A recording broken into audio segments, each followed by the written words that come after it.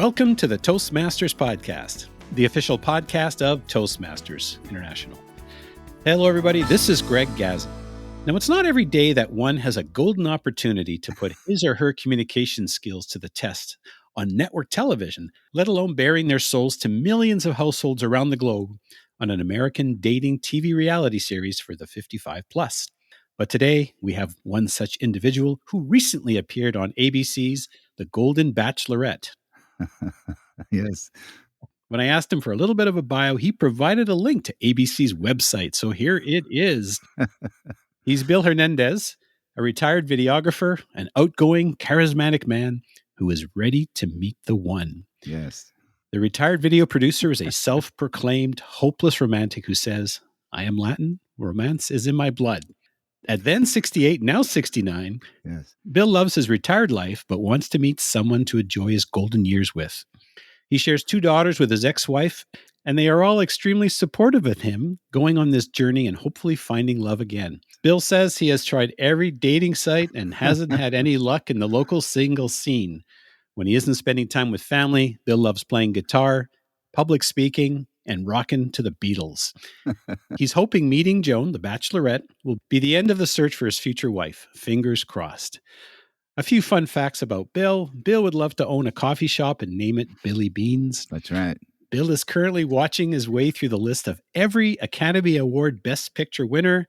And one final fun fact, Bill has been a Toastmaster for 18 years and a proud member of Sporty Speakers and the West Beaverton Club, both in Beaverton, Oregon. And of course, his profile appears in the February 2025 issue of the Toastmaster magazine. Coming to us today from Portland, Oregon, Bill Hernandez, welcome to the Toastmasters podcast. Thank you so much. I felt like someone just read my eulogy. He was a good man. He was a quiet man. It's not often I get verbal feedback while reading an introduction. It's just kind of funny. I don't even remember filling all that out. It's all true. It's all true. And of course, folks, I will have to let you know that Bill has signed a non-disclosure agreement, an NDA, but I am confident that we're still going to have lots to talk about. Yeah. I signed, I don't think I read it, but I signed it. It was like 50 pages. So, Bill, to kick things off, let us know what the Golden Bachelorette is and perhaps how does it differ from the Bachelorette? My 2 daughters, Gabby and Isabel, and my ex-wife, Tammy, they have all been fans of the show for 20 years. It started out, like I said, 20 years ago, but it was just younger kids, like in their 20s. And it's basically, for the Golden Bachelor, they pick 24 women from around the country. And the amount of testing that you go through to get on the show is astronomical. It's really crazy. Last year, they started thinking that, old people, I hate the word golden too, because I'm 69 and I feel like I'm having the best time of my life right now. And I feel great. So I just kind of hate that. The golden years. Last year, they decided, well, I think older people can find love too. So they started, I was actually interviewed to be on The Golden Bachelor, the one that Gary was on, but I obviously didn't make that. Then a couple of months when that show was over, they asked me if I would be interested in being on The Golden Bachelorette. And I think it would be more fun to be on the side where you're picking the 24 women. So in this particular case, there is one Golden Bachelorette. One Golden Bachelorette. And there are 24 eligible bachelors. So I was going to ask you how this opportunity came about. How did you get on ABC's radar? Well, I tell you, the issue I had was disclosing too much of my dating life to my daughters. My youngest daughter, Isabel, unbeknownst to me, had sent in an application over COVID. They did a casting call. Well, we're going to start this Golden Bachelor show. So my daughter spent a couple hours sending in an application. I didn't even know she had done that because I guess all production was closed during COVID. And then after COVID, I got a call from a producer saying, you sent in this application. You still interested? I was like, what? I think you have the wrong number. No, we have it here. So then, I was interviewed for the Golden Bachelor, like I said, but it all started with my daughter. So what I found really interesting was 24 guys there. It was all the kids that sent in applications for their dads, which I thought was actually pretty cool. Now, Bill, what we see is the final production. Can you share a little bit about the process before, even so after the application, once you get the call, what are some of the things that happen? Yeah, so, they actually flew us out there on Father's Day. I think it was like June 16th. No, actually, in February, you start this process, and you just go through an amazing amount of interviews with producers. They do a background check, cleared all the hurdles, you know? How many interviews did you go through? I would say hours, seriously, hours. And then when you're there, you know, you go through more interviews, which is crazy. And when I was the first one to leave the mansion, and there was a producer at the bottom of the hill, I did another interview when I was done, you know? Yeah.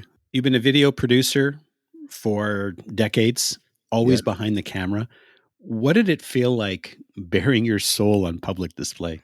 I think the whole Toastmasters experience has really just gave me so much confidence. It really did. And, you know, I'm used to lighting and I understand how people can get when, you know, you're in front of a camera and there's lights. I remember there was one executive I interviewed where he was so nervous. I had to set up the camera, set up the lights, hit record, and just leave the room because he just, you know, the fact that he would see someone there. So, working in video, I worked in news for like 10, 15 years. And then, like I said, Nike at 24. So I understand what people go through. It's just, you see that red button. I would always turn the red button off because some people just are not comfortable in front of a camera. But I think it really helped. I was in this big studio. And part of the deal when I was there, I had to sing a song.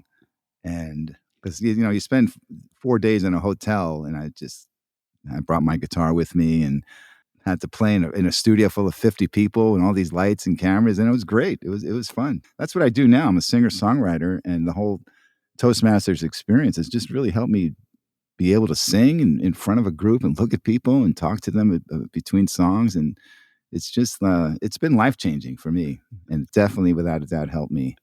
Since you already mentioned the Toastmasters experience, tell us a little bit more specifically about perhaps some of the skills that you learned at Toastmasters that helped you during that time. I don't remember where I read this, but it was talked about the energy that you put out. And a lot of times when people are afraid, their energy is coming toward them. They're thinking, "Oh, what do they think about what I'm wearing? What do they think about what I'm saying?" Once you realize the energy, put it out. Like, what's the message I want to give to people? And that just helped me so much. Instead of thinking, you know, what do I want to tell people? Everyone's got something to say, and what I love about Toastmasters, it's just a safe place to try anything, you know. And I've just seen people change so much. And I'm in it now. I've been doing this for 18 years, and I just love seeing people get transformed by Toastmasters. And I love when people join and they embrace it.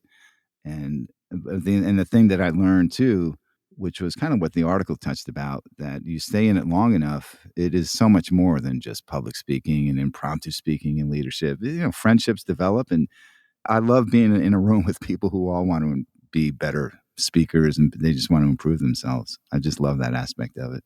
So the environment was perfect because there you were with 23 other guys. And it was also something like a competition, maybe a speech competition. And Yeah, all of a sudden you're now with this group. So that must have really been helpful then. yeah, I mean, and the thing is, there were 24 guys there, and they were all really fantastic guys. There was no drama. I guess with the producers were saying with the younger people, sometimes there's issues. I think, you know, there's maybe beautiful women who are getting rejected for the first time. But one of the best parts that I love that every guy was just really chill and like no drama at all. But you know, you sit around a couch and then you'll be yelled at, like someone yells out a question to you. You know, you just got to talk. You know, that's what it's all about. That's true. I guess with experience, you've been there, done that. Yeah, yeah. Now, I love the opening of the show because it's the first time that each bachelor gets to meet the bachelorette. So Right, right. I'm actually curious. And again, part of the Toastmaster thing comes in. How did you prepare for what you were going to say? How did you decide on your opening? And I'm going to preamble this with, for those of you who have never seen the show, people come out of the limo and then they Right. approach the bachelorette and they say something. But in this particular case, I noticed that a lot of the gentlemen had a little bit, in Toastmasters, we'll call it props, Yeah, they had a right? little bit of a gimmick, yeah. Yeah, a little bit of a gimmick. So Jack came out singing. Another gentleman, Charles K, came out with a cane pretending he was falling over and he fell down. Did one-arm push-up or something, didn't he? Yeah, one arm push up. And then Christopher came out with prune juice. I thought that was pretty clever. So, how did you prepare and how did you decide how you were going to open what you were going to say? Well, originally, I think I told them I wanted to skydive into the mansion, but they said, "I don't know, Bill, we can't put you in a plane and have you skydive onto the. I didn't really even think about a prop or anything. I remember reading about Joan's bio, and I remember reading that she loved Elton John, she loved dogs, and she loved burgers. And I thought, oh my God, we have three things right off the top. I was just going to go with that.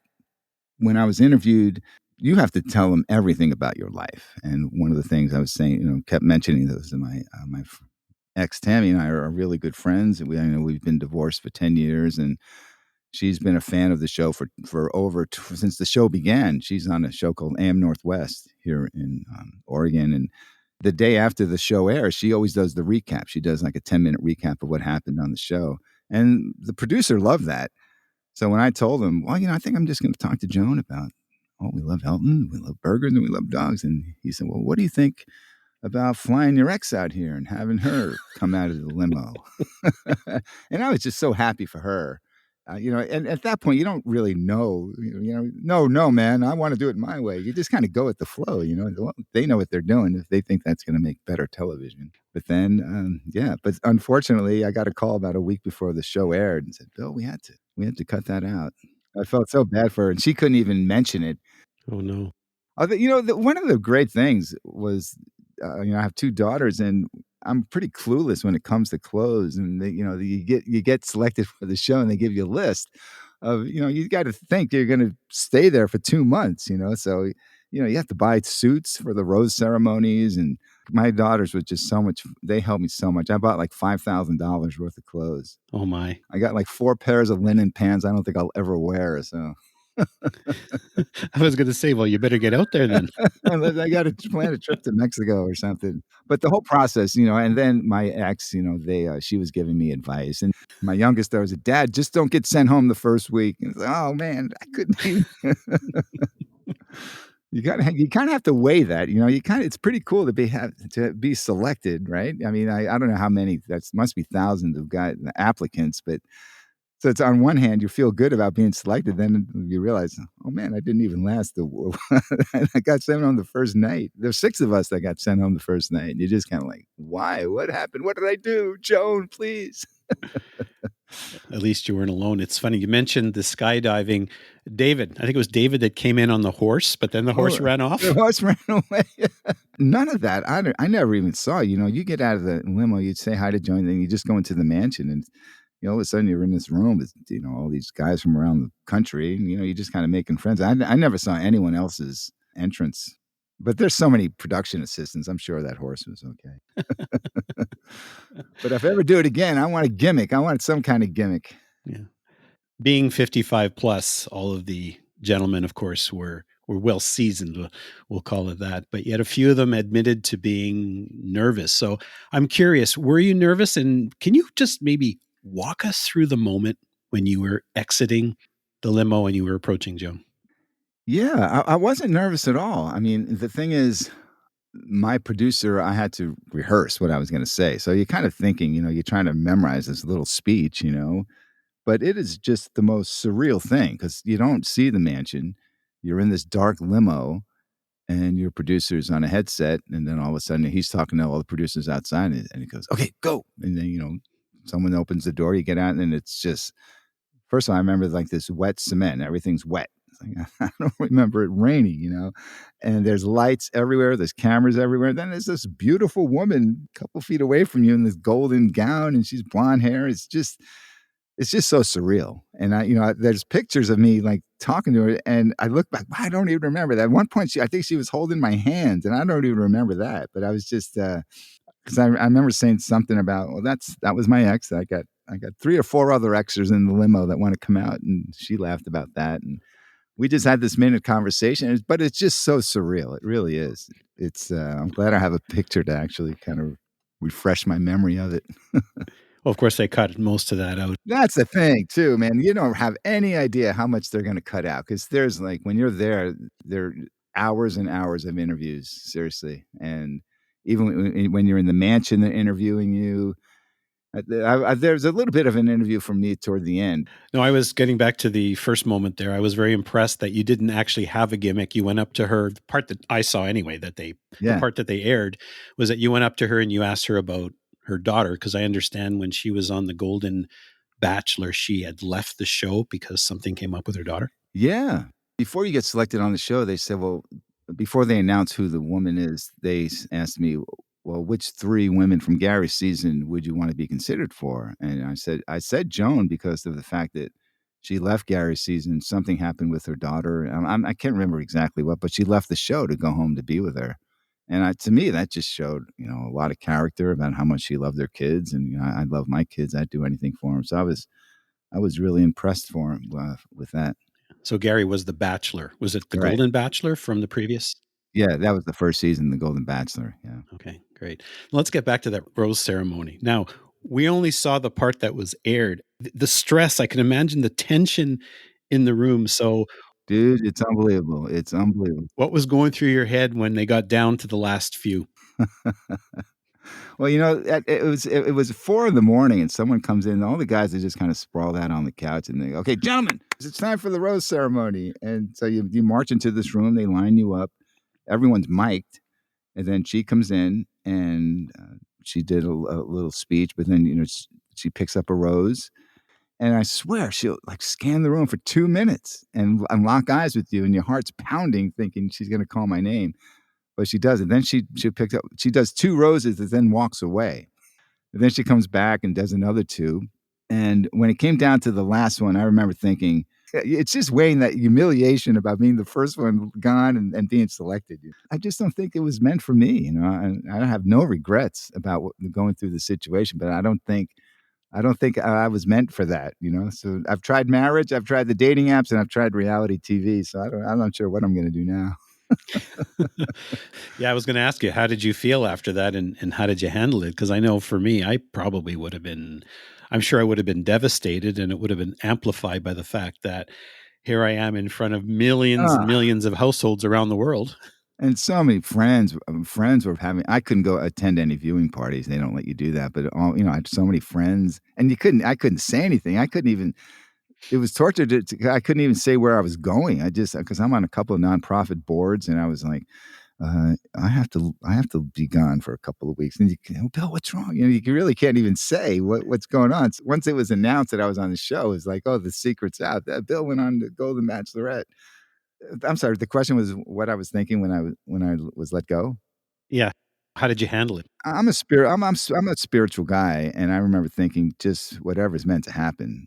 I'm just going to go along with that. And I remember saying that at the interview when I was at the bottom of the hill when I left. I was just okay with it, and it just wasn't meant to be. And it's so funny because I haven't heard from them since the show ended, and all these guys, like there's so many guys doing social media, and there's like apparently there's going to be a cruise with this Susan and this Leslie woman from the Golden Bachelor, but I got a text yesterday saying someone's going to call you today about an exciting opportunity from the show. So I don't know. Maybe something good's going to happen from it. I have no idea. But I've always thought, whatever's meant to happen, I'm gonna be okay with it, and it just wasn't meant for me. I was completely happy with the way it turned out, and like I said, the best part for me was what happened after in my club. It all made it worth it. Tell us about that then. So people obviously, they know I'm on the show. They don't know that I was the first one sent home. Friends had some viewing parties, and obviously it's oh poor Bill. And then there's a social media post the next day from the Bachelor Nation, and there's 6 guys with X's on their faces. Send home. I felt like the Squid Game. Squid Game. It's like, hey, I'm still alive, by the way. I just got sent home. But they felt bad. So our president Natalia somehow before I got there, she had brought a rose for everyone sitting there, and she called me up to the front and said, "Bill, we were thrilled to see you on the show. We're so sorry you got sent home, but we have a little something for you." So I'm standing there in the front of the room, and then all of a sudden, someone gets up, and they had a rose in their hand, and they go, "Bill, will you accept this rose?" Oh, wow! And then everyone started getting it one by one and said, "Bill, will you accept this rose?" And at the end, I had like 16 roses there. There's some picture I posted on my social media, but to me, it was like one of the nicest gestures anyone's ever done. It was hard not to get emotional about it, but it was just really, it just made me think. And I actually just gave a speech called More Than a Club. It made me think that Toastmasters is just so much more than, oh, I want to be a better public speaker. I want to learn impromptu speaking. I want to learn leadership. You stay in the club and like it just friendships develop. And like I said, it was like one of the most touching moments that I've ever had. Well, people often join for one reason and they stay for another, and I call it the Toastmasters family. Yeah, exactly. But I think when people hear about Toastmasters, they don't think about that aspect of it. And I remember doing a speech years ago about the average lifespan of a Toastmaster is only like a year and a half. And I totally understand that, but life gets in the way. And, we've had a member just had a baby and we haven't seen him in a couple of months. And, people move. But I just always tell people if you just show up every week, just put yourself out there. This is the safest place for you to practice public speaking. Everyone wants you to succeed. Everyone, we're giving you tips on how to be better speakers. You get evaluated. It's the safest environment you can imagine. So just go for it. And when people stick with it, it's great. I've seen so many transformations, but unfortunately, it just kind of like the average lifespan, like I said, it's just so short. But if I could get one message across, I would just say, man, just stick with it because it's so much more than just being a better public speaker. And I've been doing it for 18 years and I'm still always learning. I've always like the end of the day, oh man, I forgot to use the word of the day. Shoot. Bill, you mentioned transformation, and I certainly agree. And this experience that you had, how did it transform you? What's something that's now different or that's changed or something that you've learned about yourself in this process? I think what I learned is don't be afraid to put yourself out there because you never know what's going to happen. And I remember when I retired, I was thinking, oh, what am I going to do? I just knew I loved to play music. And I think once you follow your passion, things just happen. Doors open. And now I'm on 2 nonprofits. I teach guitar on Wednesdays. I'm out performing. And I didn't know any of that would happen. This whole experience with the show made me realize, first of all, about the club, that just these are friends. These are my friends now. It's like you said, the Toastmasters family, which I love. And I just try to, I'm mentoring 3 or 4 people in my club. And I just try to really tell them, if you can, I know life gets in the way, but if you can just stick with this club, it'll transform you. It really will. I really just strongly believe that. There are clubs that are struggling. We had 21 people at our club on Tuesday. And it's like, this is just great. That's awesome. Yeah. This experience that you've had, if you had to share one piece of advice for someone who perhaps may get that casting call, what would it be? I would say don't hold back, and one thing I always try to tell people is that don't be afraid of being vulnerable. And because those are the real moments. And I've seen people, if they start to get emotional, they'll say, I'm sorry. But to me, no, man, don't ever say sorry. That you've just added so much to your speech. And there was one point during the interview, and it totally unexpected when I was being asked about my ex and being close to her family. I'll never forget the moment I had to tell she's got great brothers, and I'm still really close with her brothers. We do an annual trip to this place called Lake Chelan with her dad and 2 brothers, and when I got divorced, I had to tell them, say, your sister and I are getting divorced, and, her brother Dave had said, "Well, Bill, you're divorcing our sister, not us." And it was like, wow, man, that was just I still remember that, and I still get a little choked up when I think about that. It was just like one of the coolest things, nicest things anyone's ever said. And I remember during being interviewed and just starting to lose it a little bit, and I was okay. I let that happen, and it was just a real moment. And even, I think that came up 3 or 4 times, and every time, I would always get a little choked up about it. So I would say, definitely don't be afraid to be vulnerable and really show your heart. And when people ask me, "What should I talk about?" I always say, "Well, what's close to your heart? What do you feel passionate about in life?" Because those are the things that you'll come across as real. What do you love about life? What are the things that move you? Those are the things you talk about. Well, Bill, that's just golden. And Yeah. folks, if you've found this interview, our time with Bill, a golden experience, I encourage you to share this with your family, friends, and fellow Toastmasters. You can find the Toastmasters podcast at toastmasterspodcast.com, toastmasters.org, Apple, Spotify, and anywhere you get your podcasts. And folks, don't forget to check out Bill's profile, A Golden Experience. One Toastmaster took his communication skills to reality television by Laura Mishkind in the February 2025 issue of the Toastmaster magazine. I was just blown away, but I mentioned it before when they did a podcast introducing all the characters, and they said, "Well, Bill belongs to 2 Toastmasters." Go, what is Toastmasters? Like, oh, well, I hope they know now. So, Bill, if someone is interested in getting in touch with you, perhaps they may be single. No, I'm just kidding. Or if they want to find out more about your experience, obviously there's an NDA, or perhaps they're in the Beaverton area, they want to visit your club. What's the best way for people to reach out to you? Oh, yeah, no, they can reach out to me, yeah, at all, Okay. yeah. Even if they're single, they could reach out, you know? Can I just give my email address? billhernandez@comcast.net, and I'm on social media, I'm on Facebook and Instagram. I started an Instagram for my bachelor experience so they could see some photos from the show, but it's Bill Hernandez on Instagram too, and I'm an open book. Feel free to reach out. I love talking about it. And that's HERNANDEZ or Right. Z if you're in Canada Yeah. or the UK. Bill Hernandez, thank you so much for taking the time to speak with us. And I wish you all the best on your future journey. Thank you.